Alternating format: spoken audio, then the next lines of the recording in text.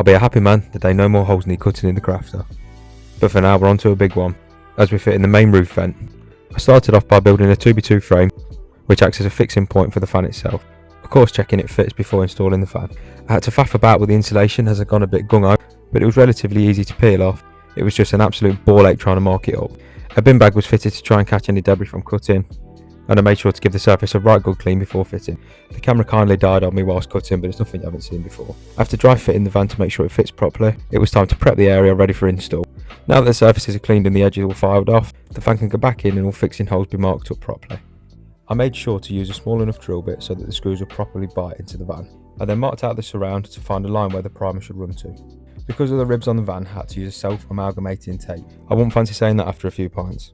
What the tape does is find a level base for the fan to actually sit on, also acting as another barrier against moisture ingress. The gods were teasing me at this point as it's just started to rain. Do not be fooled by that sunshine. Sikaflex 522 was added to all of the screw holes, and then also the surround of the fan to form a weather-tight seal. Now there's something quite terrifying about cutting a great big hole on top of your van, but having been done now for roughly 4 months and there'd been no leak, safe to say I'm proud of the job that I've done. You'll also notice that Sikaflex was applied on the top of the screws, forming a little dome. If for whatever reason they leak one day, it's still an easy fix. This fan was bought from Amazon, which I'll include a link to in the description below. It has a motor for opening when there's no power, which I found really useful when working on the van.